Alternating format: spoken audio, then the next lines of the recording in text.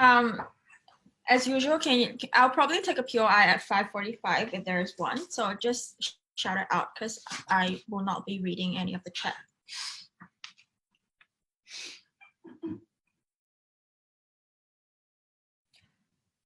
Starting in 3, 2, 1. 5 things broadly I'm going to do in my speech today. A, I'm going to characterize the context of the society that I live in. B, I'm going to talk about the motives of me as a gay teen, what I want to achieve.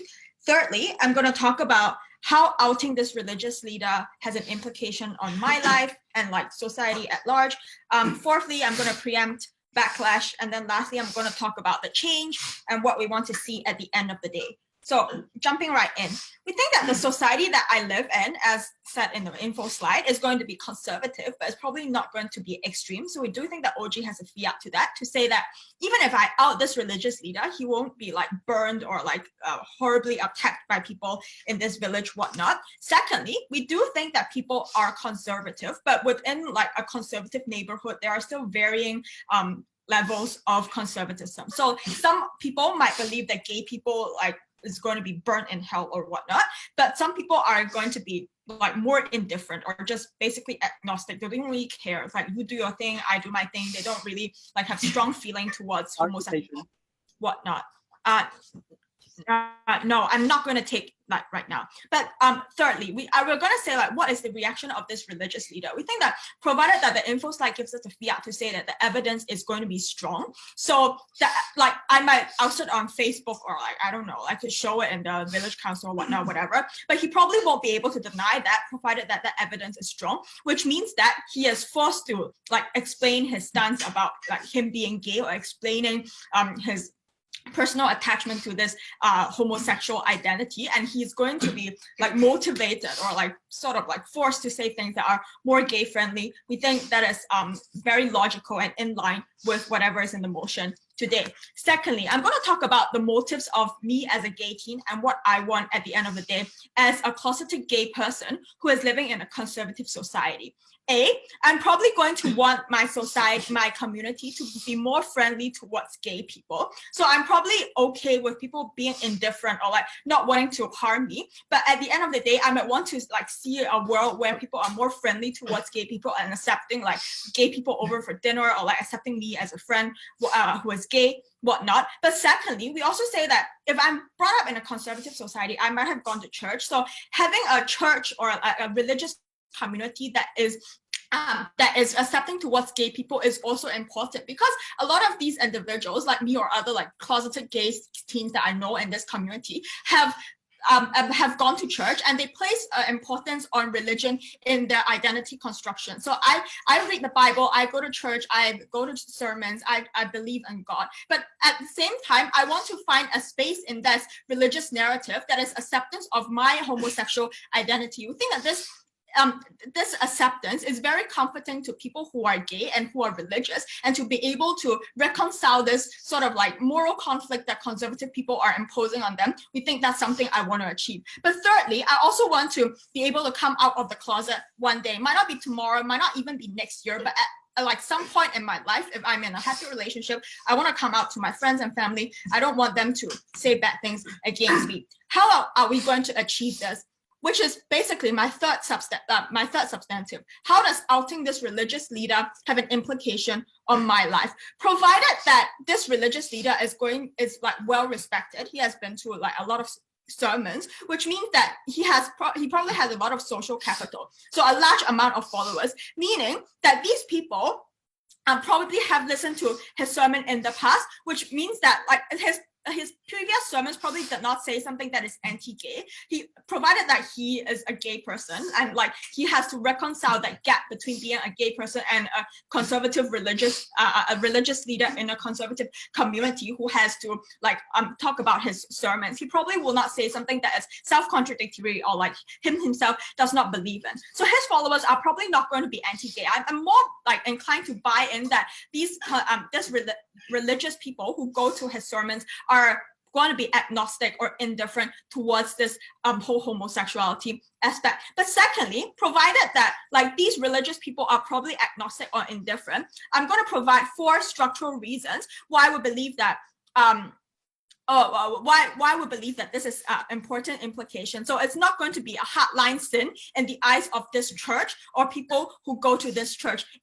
Like literally, there's no real mention of homosexuality as a sin in religious texts. We think that it's not like a clear-cut sin that is named. Secondly, to the extent that scriptures are like very ambiguous and open for interpretation, we believe that that room for interpretation is largely contingent on the pastor, on the religious leader explaining to you what scripture means and the reading of those scriptures. So like not a lot of religious people actually read the entire text in the Bible. They are largely dependent on the religious leader explaining things to them, explaining the lessons that are inside the Bible to them, which means that 3, the religious leader will ultimately be able to like channel down an explanation of the scripture that reconciles with homosexuality and gay acceptance. We think that's strongly important for people who are religious, who are currently indifferent towards like homosexuality, but might also consider a reading of the scripture that gay people. Okay, I'll take one. Closing or opening? Opening. Right, so nowhere in this motion does it say this house as the individual in the info slide. How is this an actor motion? And you ought to debate from the perspective of neutrality. I'm also telling you about like how gay acceptance is going to be more like garnered in outside of the house. That's how we believe that it's better for people or like basically the social fabric of our community, of how like gay people are surviving in this community. But lastly, we also say that like religion requires interpretation. So there are always shifting narratives. So religious leaders always have to adapt religious texts in order to be relevant to the society. We see things like Pope Francis is becoming more liberal. We think that this religious leader is probably going to do the same thing. But preemptively, why do we believe that backlash against this leader is like at worst going to be like periodical or temporary, but at best it's not going to like be very severe at all? We say that he has interpersonal relationship with these people who went to his sermons. So people have received confession or like spiritual guidance from him. Their interpersonal relationship is going to tell them that, oh, he is a good person. But secondly, people have also witnessed the good that this leader has done in the past, so they are going to credit for him. We think that that witness of being able to see an individual who is religious but at the same time gay is going to be a strong evidence to other people that says that, hey, this identity is actually accepted by your religion. It is not actually a conflicting stance that you have to take. It's not mutually exclusive. You can be homosexual and also religious. We think that this proof is strongly important to people in the community for like social harmony in the community and like for the betterment of gay people, homosexual people who are considering to come out of the closet. We are very proud to propose. Thank you very much, Prime Minister, for that speech. We now welcome the Leader of Opposition to begin the case for opening opposition. Jihee. Am I audible? Yes, you are. Thank you.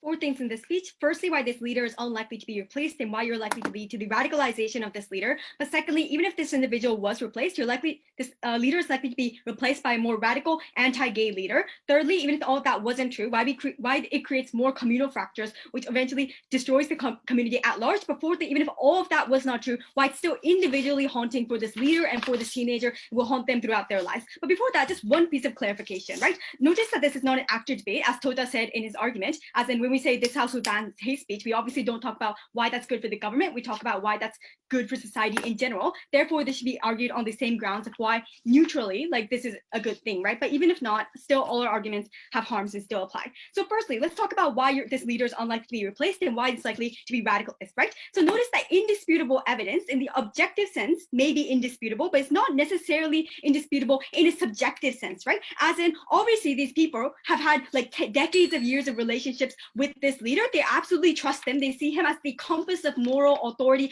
within their region, right? So we think that they're more likely to trust this individual over some sort of random team that shows up within this evidence, right? What this means is that even if objectively the evidence is indisputable, for example, a picture of this man like kissing another man, for example, he's able to do things like accuse it of being fake, accuse it of being made up by people who hate Christianity, right? And people are more likely to believe him in the same way how, for example, people believe Trump despite the fact there's this overwhelming evidence that he has fucked up on policy and that he has done shitty things in the past, right? Because he has that moral authority, he's able to, we think that it's likely that he's able to weasel out of that situation and be able to not be replaced, right? So why is this harmful? We think that's harmful because once this leader stays in position, he has the incentive to try to distance himself from gayness and being associated with being gay as much as possible, right? This means that he's likely to run to be extremely defensive and run to extreme policies, things like massively criticizing gay people, things like promoting anti-gay ideology on a wide scale in order to prove that he's disassociated with it, things like promoting anti-gay conversion therapy or saying that gay people should be put in jail, that gay people deserve to suffer under the death penalty, right?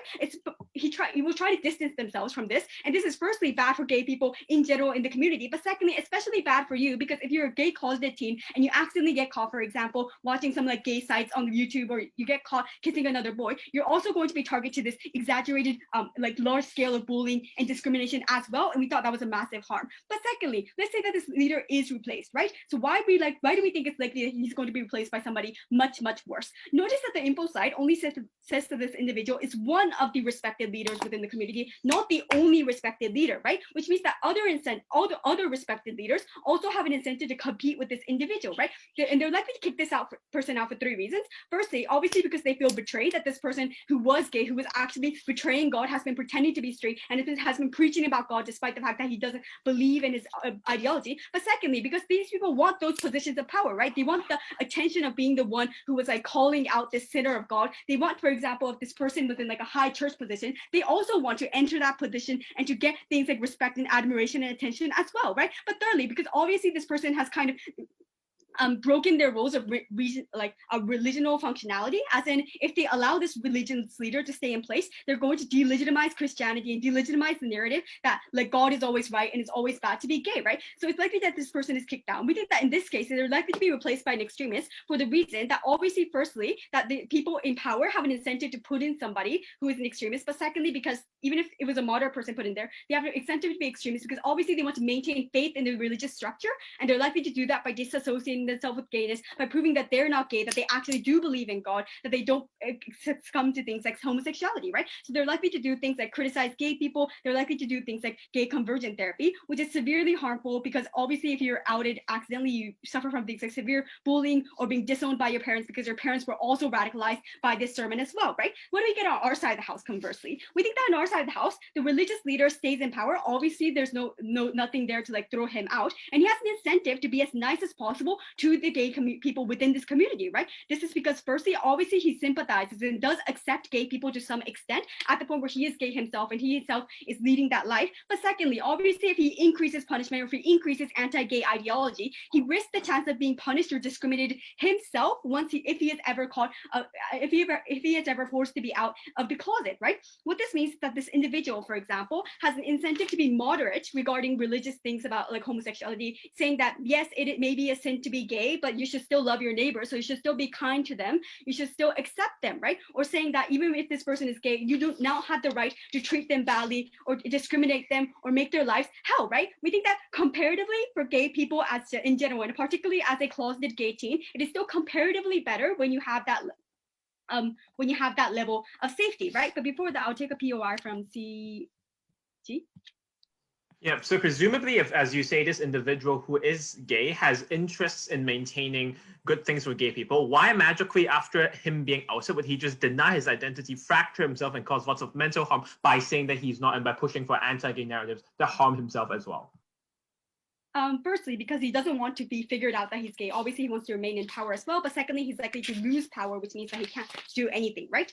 So thirdly, let's talk about how, even if you don't buy anything that I just said, why is this likely to create communal conflict, right? So we think that at the best case, at government side's best case, there are people within this community who trust this individual and therefore think that gayness should be accepted. And there are some people who still are religiously conservative and don't believe that this individual should be allowed to remain in power, right? And we think that particularly because like gayness and homosexuality tends to be an extremely large issue within religion, and something that's like God is something that people hold extremely dear. It's likely to be a largely controversial issue, and there are likely to be lots of fighting within communities with regards to this issue, right? We think that there are two harms to this. Firstly, we think that you're likely to see things like friendships and families fighting, being broken apart because they're constantly arguing over this important religious issue. So you're likely to have things like, for example, support networks when your times are tough, or you're likely to not likely to have people to rely on. But secondly, we think that it's likely to shake people's faith in God, right? Because before you believed in simply one type of God, now there are now that there are two interpretations of this sermon, one that is more leaning and open towards homosexuality and one that is not, right? We think that that means that people constantly do not feel that their God is absolute anymore. They have this mingling doubt within their mind that their God may not be the correct one, that they might not be absolute. We think that that's harmful because it means that you're in doubt when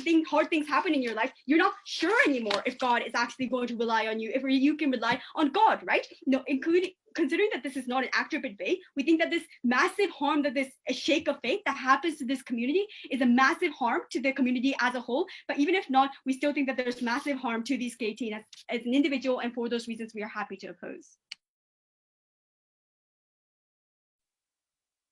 Right, we thank the Leader of Opposition for that speech, and now we welcome the Deputy Prime Minister. Here.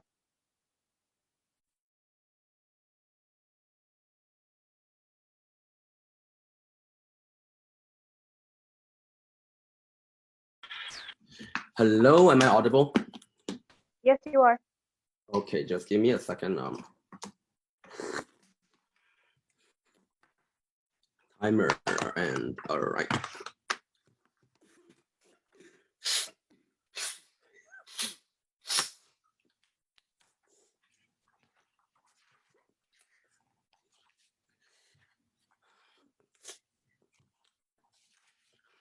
Speakers, opening up essentially ran one argument, right? If you out the leader, he would miraculously deny it and become extremely extreme and therefore hurt other gay people by propagating anti-gay preaching and whatnot. And that means either A, you are hurt, or B, like if you don't do that, more extreme leaders will come. Here's the big problem, right? Complete ignorance of Aka's characterization of A to the extent that this is not the most conservative society. We're not defending a world in which every single person in this society that is like very anti-gay. But two, to the extent that you as a person are a leader that has a lot of social capital, means you have a lot of people who will believe your words over other people. What this means is, to the extent that like LO is correct in saying people will believe the leader over other things like evidence, the comparative is they will presumably also buy in to the narrative the leader gives you on why being a gay person is not a sin. So given that it's a complete symmetric argument from that side saying, you will feel like you must go one way on the other, the debate is not about whether him saying bad stuff about gay people are harmful, but why on earth would he do that anyway? First, let me just take out this very weird like tangent, like it's not an active debate. Like, bro, look at the info slide panel. I think you can read it. Okay. So what they say is, well, now you will be more radical and it's bad. Well, I have like 6 several responses.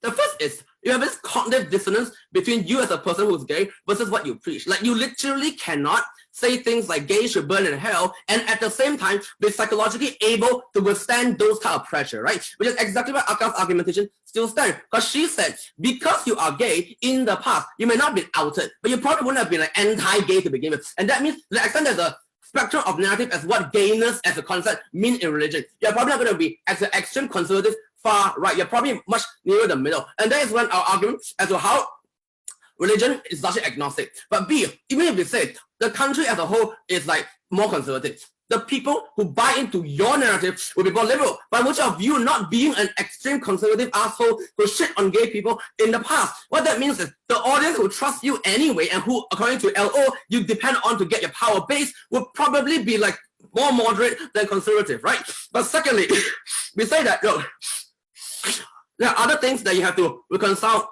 as well. What this means is, insofar as you're a religious person and you buy into things of the Bible, you also have to buy into the religious conception of things like what is actual sins. Things like lying to yourself, sins like, I don't know, like being like lying to the people you preach as the religious leader in order to manipulate and trick them. What this means is, comparatively in the minds of the leader, on one hand, I can literally lie and manipulate my congregation. On the other hand, I can say, look, being a gay person is nothing sinful, right? Which, by the way, is not antagonistic towards religious narratives. You know, we just told you, A, narratives are largely interpretive. B, the Bible do not have any explicit like saying that we say, gay people should be like burned in hell. And C, literally we told you that scriptures and narrative of religion shift over time to the extent that it follows social narratives as to what is moral, which means the comparative to make is this: either you lie and look like a complete liar, or B, you can opt into the narrative like in the global scale and just buy into what like Pope Francis is saying about being a more like moderate person and how it's not a sin. I think the comparative is obviously like on our side as to what you would buy. But 3, we tell you, right, like, look, you just said like people would trust a person. So here's the question ultimately, right?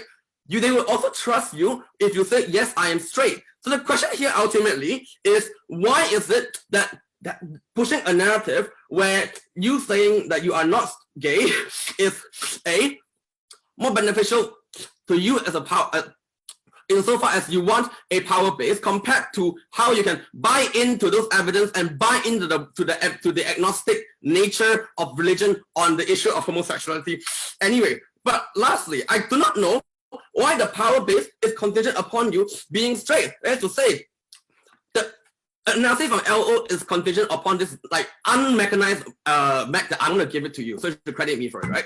Which is to say, people in that congregation are extremely conservative and extremely anti-gay. If you are cognitively jarring to what they believe in, they won't opt into you. We just told you why that is untrue, but B, even if it is true, I don't know why you like to prioritize the ultra conservative people in your congregation over like the rest of them, which are like moderate / liberal / gay. So all of these things mean you're probably not going to ultimately choose to like lie about evidence, and instead choose to just agree and say and take the moral higher and say, aha, I am a more liberal father or preacher who ultimately like is in line with social movements of how religious narratives change anyway. And that takes out the argument on how the new religious leader will happen. One, if the people buy into the old leader so much, they probably won't just like accept a different, more radical leader anyway. But 2, ultimately, I don't know why people, if they are so static to their changes in narrative, why would they randomly just accept a leader who is more conservative? Yes, POICO. So how can you assume that this one leader and one like group is able to significantly shift the interpretation? If that would have been possible, wouldn't he have already done that? I think that we've told you that you have a lot of like religious capital to the extent that he's literally in the info side, a very influential preacher and whatnot. But B, to the extent that you're in a conservative society, that your relative amount of ability to shift changing perception is large because there aren't a large amount of other people who are also like gay religious leaders. That means even if the change we get is small, which we say it's not, it is still extremely meaningful. And it brings me to like the impact that we get here. What are the impacts that we say is ultimately we'll get, and why it's good? We say that one is very comforting to gay religious people for 5 reasons. One, it conflicts their religious identity to the gay identity, the point at which is leader that says it's okay to be a gay Christian. 2, it means that the identity are not conflicting, and it don't have to be I have to choose to be gay or like to suppress my gayness and to avoid like going to hell. But 3, it literally is a representation of yourself, right? The point at which you see a leader in a religion that you opt in anyway, say I am gay, is the point at which you see a version of yourself in the position of power and how you see it is not conflicting with the God's narrative. But 4, optics of gayness exist, and that leads you to understand you're not alone in this. But lastly, this leader is literally the person who has interpersonal relation with you. He gives you advice, he was the one who listen to your confession ultimately, and this again also rebuts the POI as to why he has no influence. I think in order for any data to happen in this debate, that leader must have some amount of influence. The question is not like, the question ultimately must fall on our side. We thank the Deputy Prime Minister for that speech, and I welcome the Deputy Leader of Opposition to conclude the opening half of the hearing.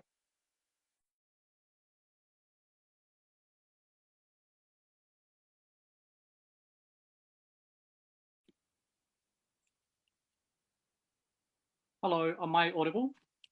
Yep, you are. Right, fantastic.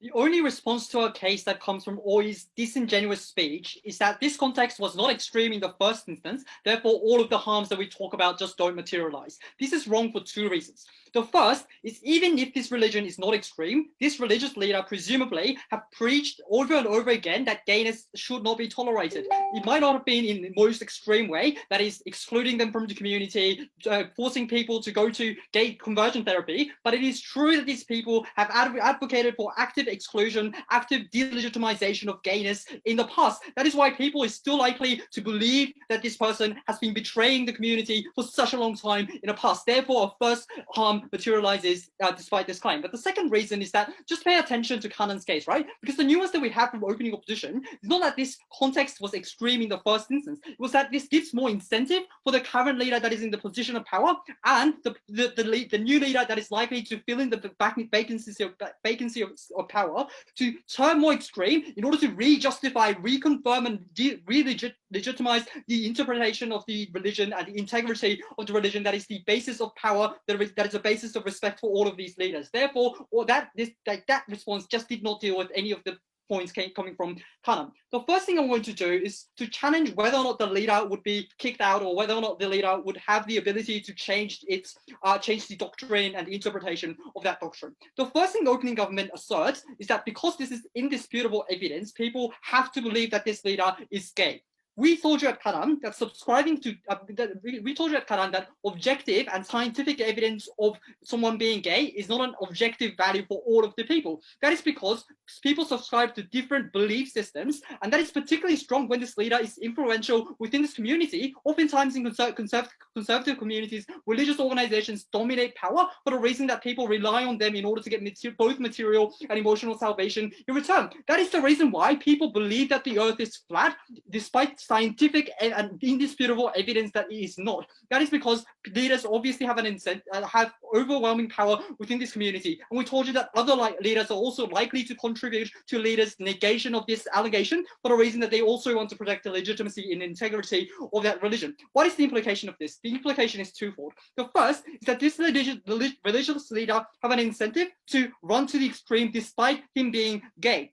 The claim from opening government was that, and also closing government, is that this person would now try to justify himself. That is unlikely for three reasons. The first is obviously all of the status that you have, for example, all of the money, all of the respect that you have within this community is based on the fact that you are religiously respected. We think we think this individual is likely to be deprived of that to the extent that people know that this person is gay and this person has been actively preaching something that was not his belief in the first instance, that he was using this religion as just a manipulation of as in a manipulative way. But the second thing is, look at individual psyche, right? We think this individual, to the extent that at the point at which this evidence was revealed, is likely to be extremely panicked. I don't think this person can maintain that rationality in order to calculate what's the best decision that this person can make. We think these people are going to be extremely scary of losing status, extremely scary of the short-term loss of respect that they have, that they cannot reasonably think about what's the most strategic way of resolving this issue. That is why, for example, oftentimes panicked politicians try to cover allegations of corruption despite the fact that that is oftentimes not the most reasonable thing for them to do. Therefore, they're likely to try to conceal this in an instant, thereby even if this person changes their mind and tries to justify their interpretation in long term, that is still likely to not have any effect because this person is going to be seen as untrustworthy and there's something else. But the final thing I want to note is that I think this, like justifying this takes resources, and this is particularly important because we point to you the existence of other members within this community that also have stake in religious interpretation. It's not only this individual. Therefore, we think these leaders obviously don't have a stake, don't have any interest in protecting gay people. Their only interest, their utmost interest, is in protecting the integrity and trustworthiness of this religion, for the reason that these individuals also depend on the religion to continue to have the respect that they have in the status quo. Therefore, they're more likely to be defensive. They're more likely to exclude this individual and reconfirm the religion by taking an extreme stance against gayness, because they don't want to be seen as untrustworthy on their side of the house. All of those suggest that this is unlikely. All of those suggest that it's more likely that this leader will be more influential figure as an extremist on their side of the house. The second implication of this is that if this is an actor motion, this is going to be important, is that I think this individual who outs this leader is going to die under their side of the house. That is for the reason that this individual is going to be seen as going against the integrity of religion. It's going to be seen as destroying the communal values that people held like for decades and decades on end. This oftentimes manifests in the form of death threats. You know, other times, like, people literally lynch and bully these individuals to death because the God that they believed in was tarnished by individual deed that they support under opening government. That is bad for this individual, obviously, for the reason that this person is going to be, at best, going to be excluded from the community. They won't be able to have any support from their family, for example. Even if this was an actor motion, OG is dead. The final thing I want to note under this is that I think it is important to recognize the three reasons that Kanan gave you. That is personal hate, want for power, and wanting to protect their position within religious organizations, that incentivizes these leaders to actively run to the extreme, even in instances if this leader is excluded from the position of power. That's because it is easier to frame this as an individual traitor rather than to expand the problem to entire religion. It's more likely that this religious leader is going to be protective of the religion, not the leader himself, because it's always easy to like blame it on this individual and disregard and disconnect this issue with the religion as a whole. Hi, take a POI, please. Okay, no POI. I'm going to move on. I'm going to take OG at absolute best, and also CG. That is, they're able to change their interpretation. Why is this still actively bad? That's because people start doubting the religion itself, because they perceive this as a religion that can be changed under a self-interest of the leader. They think that the God is just manipulated by few individuals at the top that they have no control over. This is bad in two levels. The first is people lose emotional salvation because people cannot believe in the absoluteness of God anymore under their side of the house. This is so important, given that conservative societies oftentimes aren't economically developed.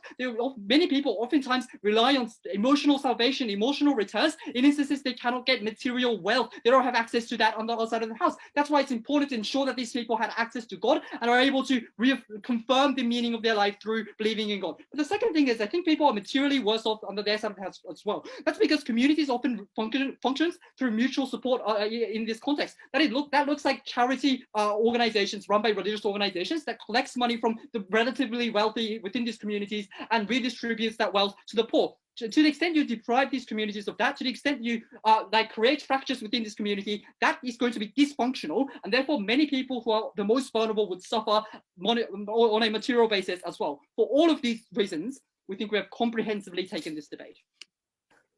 All right, thank you very much. I want to thank the Deputy Leader of Opposition for that speech. I now welcome the Member of Government. Here. Hello, am I audible? Yes, you are. Lovely. Just a few seconds with my timer.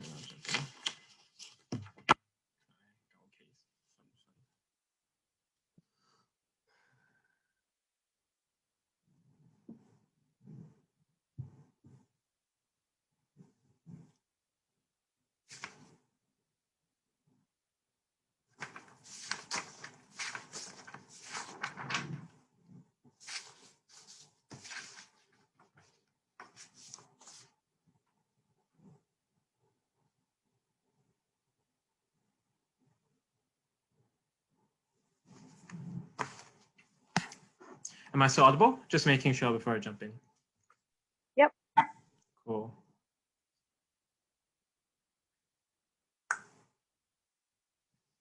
I will start in 7, 6, 5, 4, 3, 2, 1. In debate, the saying goes, the greater they are, the higher they fall. I think in the community debate, where we're talking about one individual's decision in a conservative society, Over-claims in general are things I would be allergic to when I'm judging. The first thing I'm going to do is quick responses to opening opposition's two ideas. The first is we would die as the individual we out. Presumably the internet and anonymity exists. I don't think the debate intended this to be a big impact because broadly we can do this in a strategic manner. Secondly, this nebulous conception of doubts in religion. I'm unclear why this is important, given that religion every day is full of doubt, given the sort of, like everything always says about the openness of scripture already preempts this argument. I'm unclear why this doubt is more important than other doubts. And the impact that Tota gives is like, in poor communities, people lose faith. Presumably, if I'm poor, I'm suffering, I want God, I'll cognitively rationalize that God is true, even if there are doubts. And I'm unclear why, realistically speaking, I'll care so much about, this pastor's one experience that sort of takes away all the utility that God could otherwise give me in this context. I'm not sure why this is important. The first thing that I want to do in extension, therefore, is explain how this will actually likely pan out, because I think both sides are a little unrealistic in sort of like mapping how this actually happens. The most unrealistic thing coming from OO is the idea that this leader will just deny this and become anti-gay. I think the first thing I want to know is that presumably the motion saying that there's irrefutable evidence takes away the mechanism they have of plausible deniability. But more importantly, I think broadly this assumes, and this was never proven, that the position of the leader in the religious community is more important than his identity, than his existing long-term relationship, than the person he is and what he brings. We posit that the latter is more important because for OO's case to be true, this leader will have to live in a hair-splitting, bipolar, cognitively dissonant world where he constantly craps on who he is as a person, where he constantly has to be completely polar opposite of what he wants, as he constantly says things like he himself would go to hell, knowing it in his heart. It's just mentally extremely problematic, and I don't think a person can be sane and maintain his religious popularity or position there. But certainly, Tanan herself gives the mech for why he would be deposed, because as she says, competition exists and other people want to kick him out. Now, Tota contradicts this by saying other leaders would somehow be miraculously charitable and protect this leader. I think the first characterization per debate rules of judging happens, and therefore other leaders also have incentive. But lastly, people on the ground also have an incentive to out him for the simple reason that they now lack trust in this person. And absolute trust is extremely necessary for religious leaders, because you're literally putting your afterlife and the thing you value the most about into the hands of this individual, which is why even rumors of religious leaders being bad are investigated, and church bodies have mechanisms like deacons and other means to look at these things and interpret whether or not these things actually happen. And given the evidence is irrefutable, I'm unclear why this will be sustainable. So the more nuanced position is this. At best, OO says why panic or things like that mean that he would lie in the short term, but he can't maintain this lie in the long term because of all the reasons I've explained, and therefore that argument gets chopped down. The very brief thing I want to say here is the idea of a more conservative leader replacing him is unimportant. There was no explanation. We posit that broadly, if the conservative leader preaches to a conservative populace, there's no mechanization of the harm specific to this that will actually impact, for instance, gay individuals or gay religious people who presumably would not go to these churches anyways if these leaders are conservative. The second thing I want to establish is what actually happens after this actually happens. Because I think OG, like frankly speaking, runs a good generic case for why religions can be liberal and why there's a plausibility of this leader explaining it out, but they never analyze why in particular this would actually happen. And I think my analysis on trust prior is very important. All of OG's stuff hinges on the admittedly very well explained mechanism of the sort of cult of personality of these leaders and the ability for them to explain away these things. But the realistic characterization, I think, is that quite often, especially in the context of religion, things like scandals and abuse get magnified and reported everywhere because of the starting point and the legitimate expectation that you have of these people as saints, as being very close to God, as being very good. Which means broadly, especially because of the fact that people now know that this person hid this for so long and took this away for so long, the massive cognitive dissonance that happens means that the likely reaction is not one of continued preaching, but of this person being deposed. The illustration for this is, for instance, people in positions of power after the Me Too movement losing their support and losing their fan base, especially because of the pedestals that they were put in the first place, which leads to the larger reaction. This is the more likely outcome. But what would happen after this person is deposed? And that's where our extension kicks in. Because we argue that the parents of this person are now being wasted serving a conservative community and by maintaining the facade of straightness, whereby it's far more likely that if he leaves this conservative community, embraces himself, and creates religious communities within for oppressed individuals, that's a far better world. Why would this likely happen? Several reasons. The first is broadly this individual would continue to be with God and continue to maintain a good connection with God. And importantly, pastors and people broadly have their own individual salvation and calling to create religious communities, interpret God's word, and bring it to other people. This thing does not change even if this person was deposed, which is why, for instance, in Singapore, the scandal with the mega churches happened. These individuals actually started new churches afterwards because they still believe, despite their sins, they had the calling to do this. And more importantly, this person also would be an individual who is used to the practice of preaching and wants to continue to use his talents in a good way, which means the likely outcome is this individual, even if he's deposed, would use his talents and start a new church. Why? And a new religious community within these places. This is a much more likely outcome than the massive overclaim coming from all opening houses about changing narratives completely. Why is a small religious community particularly important? Actually, before that, I'll take over first quickly. Even if identity was more important to this panicked leader, this leader would prioritize protecting both values by criticizing gayness while trying to deny the allegations that he is gay. That exactly the now is why it's meant to be bad. And even if all your analysis is contingent on the leader doing something, we say irrespective of this, the people would be the one who pressure him and kick him off anyway. That's why you don't engage with my analysis, right? What would actually happen was this. I think this broadly, the basket of religious talents that this person have can now be used for the gay community, and that's extremely important. This is a more likely mechanization of the outcomes and the 5 things that Oy talked about at the end of his speech, when this person can, for instance, preach to individuals who are gay but who are Christian, can talk about his religious experiences and build a safe space to share these things, a sense of shared community, and small basic things that we think that these people deserve for them to be human and for them to be good. But secondly, if they allow them these individuals can provide scriptural and interpretive guidance and lead these people away from the confusion that happens with coming out and the confusion that happens with embracing their identity. The lived experience that this people has uniquely within the safe space allows for these people to at least gain a marginal degree of solace in terms of the fact that they have a community and they're not alone and they're not going to hell, because here's living proof of someone who has a good connection with God who can do this as well. But lastly, the religious talents of this person can also be used to serve these people. Things like, for instance, presumably if he's popular, he's persuasive in his sermons, he's good at interpreting the Bible, he has religious powers like healing, like spiritual blessings that also happen to these people, which again shows them that they can be Christian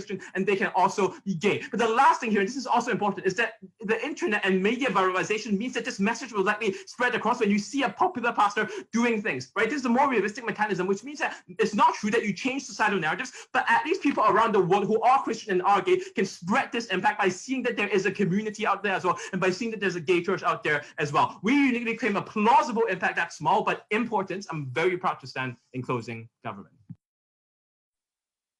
We thank the member of government for that speech, and now to extend the opposition case to the member of opposition. Jihee.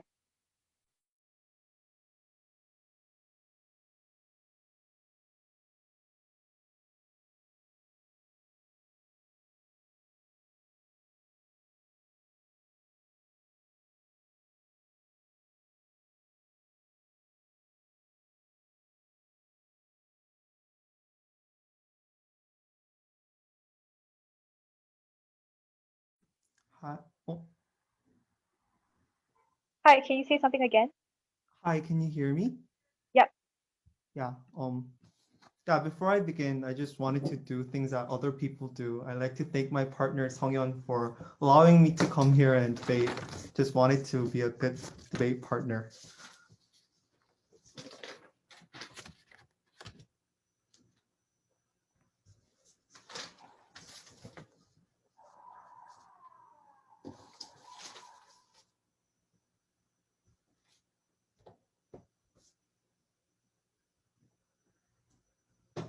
So I think debate 101, the way to win a messy debate is to prove that our worst case scenario is better than their best case scenario. So unlike OO, who throws random mechanisms like this person's gonna panic, there's gonna be another person who's actively gonna discredit you, which is, I think, not like proven and cannot be assumed by this vague and abstract info slide. We're gonna assume that even if this leader stays in power, does the same thing, and there is no rise in another populist or extremist leader, we still are better on CO. I'm also going to engage with CG's weird comparative of how this person will create like a new religion, right? Very creative point from CG. So 3 extensions, 1 on safe space, 2nd on the reach that we have to moderately conservative individuals, 3rdly, how this changes the gay community as a whole, and how this creates guilt within this individual. Firstly, within the safe space, right? And the stakeholder I want to talk about are people like Side B Christians who are religious, but at the same time gay individuals, which I think is the most important stakeholder because A, if it's a fairly conservative society, probably there's going to be a lot of people like this. 2nd, these people are the most vulnerable in that they go through the most identity crisis. So how do they maintain both of their identities in the status quo? And that is through cognitive dissonance, right? Because you could simply like personally take in different identities and group that and make it into intersectional identity by yourself, right? I believe that Christianity is right to a certain degree, but I think on the issue of homosexuality, I think Christianity is wrong. That's how individuals cope with this identity crisis on the vast majority of cases. And why is this likely in the status quo? Because I think all three teams live in this debate bubble, right? When you actually go to a local church, we don't have sermons about gay identities in the vast majority of cases. Like I live in a fairly conservative society called Korea. When I go to my local church, my priest doesn't talk about gay identities. He talks about like general facts about Bible. He talks about to share bread. He talks about in Christmas how Jesus was born and how holy and sacred that is, right? It is due to the fact that there is not that much of a vivid and a very fierce discourse on gays and homosexuality in churches that actively allows individuals to create a safe space by themselves and maintain this cognitive dissonance. Because I think the mechanism on OG that collectively as a society we forget this only happens when we don't discuss this and we gradually move away from this, as is happening in the status quo. Even in the most conservative societies, I don't think that the majority of the sermons their leaders give will be based on not being gay. That is just a very weird characterization that only works in a debate world. Then what happens on their side of the bench? I think that as CG talks about, this is very sensational stuff, right? I've never seen a religious leader who has been gay and who has been outed. This will create a massive controversy within this society and also all around the world. Why is this important? Because now when you go to when you talk with your mom and dad in dinner, they'll talk about this like, hey, he's gay. What do you think about this? Don't you think that it's wrong that a religious leader does these homosexual stuff, right? You're demanded to take possessions when you have conversations in your friend. You go to a Christian choir and you want to sing Christian songs, but they start talking about this. And I think this means that these individuals are actively gaslights on their side of the bench when they can no longer maintain this cognitive dissonance. But notice that if, as CG tells you, that this will create an international controversy, this will happen all around the world in conservative religious communities, and therefore gaslights a huge amount of individuals. But furthermore, as an individual in this circumstance, I think that you're A, unlikely to like the situation where you are actively gaslit yourself. B, when you have friends who are gay or friends who are sexual minorities, you see them suffer and therefore are likely to feel guilt on their side of the bench. So I think this creation of the dissolving of safe space is very important on our side of the bench. Secondly, I'm going to talk about why even if in what the reach that we have to conservative individuals, because I think OO tells you that these individuals in the status quo talk more moderately, right? But I think that's only based on their best case scenario that these people won't stay in power on their side of the bench. I posit that even if these people equally stay in power, the persuasiveness of their moderate sermons and moderate interpretations they have will be exponentially less persuasive to conservative moderate individuals, because they'll now think that, hey, he's obviously going to skew the Bible to benefit his gay community, to benefit his own identity, because he himself is gay, right? So the reach you have to moderate conservative individuals will be much less on your side of the bench. Why is this important? Because I think this means that these people are the ones who shape the social atmosphere the most. These people are the ones who vote, constitute the biggest voting bloc the most. These people are the ones who form school atmospheres, work atmospheres, because they constitute the majority of that local community. And here's where I engage with CG, right? I think it's comparatively better that you change this religious institution, because that's where you have a reach to conservatively moderate individuals, as opposed to people who join a gay priest religion who actively preach about liberal values are going to be selectively biased towards being liberal anyways. They're not the biggest delta in this motion, right? But even if you don't buy this, CG's extension is weird, right? Because the reason why many people decide to have a religion is because it provides link to communities, because your friends believe in it, because your family believes in it. This new religion is unlikely to create that sense of community and belonging. You're unlikely to betray your religion on their side of the bench. I'll take a POI from OG. Hi, witnessing a Christian religious leader coming out means that you get real visceral proof that you can literally be gay and religious. This means it demystifies any negative connotations that you will have towards a gay person. I believe that we are able to achieve the same change. Okay. No, that's contingent on your best case scenario, which you never mechanize. Our extension is even in your best case scenario, these are the massive harms that happen. Therefore, you need to weigh this against that. Third extension is about the gay community, which I think no other team discussed, right? Is I've posited that there will be a massively conflicting viewpoint on this action of a teenager, right? Because outing somebody is a very sensitive issue within the gay community, right? Because there are many people who have been traumatized by being bullied, by being outed or whatnot. Therefore, this will create a fraction within the gay community on the local level, which we think is critical because we need these people to cooperate in order to lobby together, to come to protest together, to publicly make coordinated statements to make sure that they have more political capital. That is lost insofar as you create a massive divergence and fraction within the gay community. But second, I think there's also a possibility that this legitimizes outing because the extremely conservative people are not going to say, look, like you guys didn't like outing when it harmed you. But then if you think that it somehow benefits your gay community, you're so willing to out yourself, right? This like lowers the significance and the impact that outing has, right? And there's a possibility that this will be used as ammunition to justify very homophobic narratives that happen, not only in religious communities, but all around that community. So I think this has much of a bigger impact. All in all, Mr. Madam Speakers, you shouldn't judge this debate on how subjectively each teams interpret the conservative word in the info slide. We proved to you that even in their best case scenario, there are a plethora of harms, therefore we comprehensively take the debate home. Very proud to oppose. I thank the member of opposition for that speech. And now to end the government case, I welcome the government whip. You're here.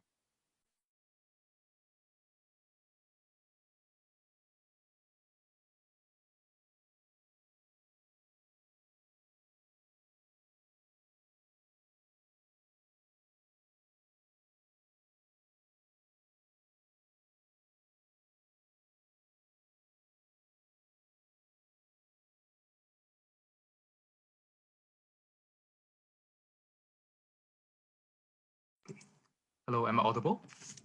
Yes, you are.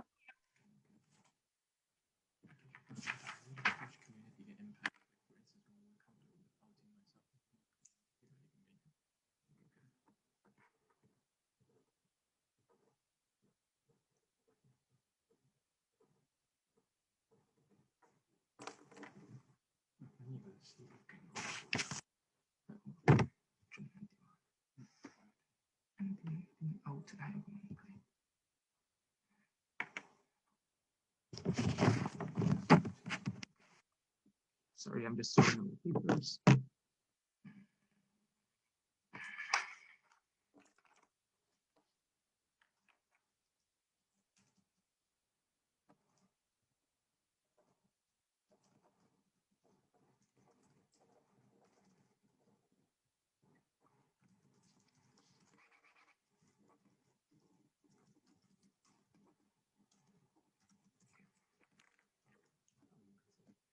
I'm going to start my speech in 5. Oh, wait, sorry.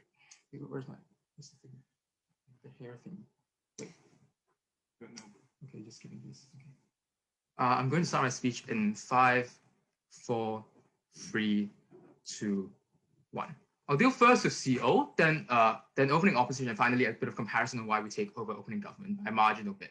So firstly on closing opposition, right? I think the first issue that they brought up was trying to explain this idea of safe spaces and why it's relatively better on their side and how this safe space of internal cognitive distancing is somehow good. I'm unclear as to why this internal process of cognitive distancing is anywhere better than a sort of like actual physical like embrace of your identity as a side B Christian at the end of the day, right? We think that firstly with these individuals, if they're so aware of their identity as a gay individual, don't think they're going to be in these religious communities at all. But secondly, we think that like it's still comparatively better on our side because look at like what Joshua said on how you allow for the creation of new religious communities that's significantly more embracing of gay identities, that are significantly more aware of how you can interpret scripture in a way that adheres or allows for gay individuals, right? We think that in these instances of safe spaces that CEO wants to talk about, you still can't say you're gay. You're still incredibly vague about your life situations to avoid any sort of attack from the other side, right? We think it's a much more open space on our side of the house, right? The cognitive distancing is very mentally tough and confusing because there's lots of self-doubt and mental harm that you accrue on the way. You cannot embrace both, and you might worry that you have none, either A, that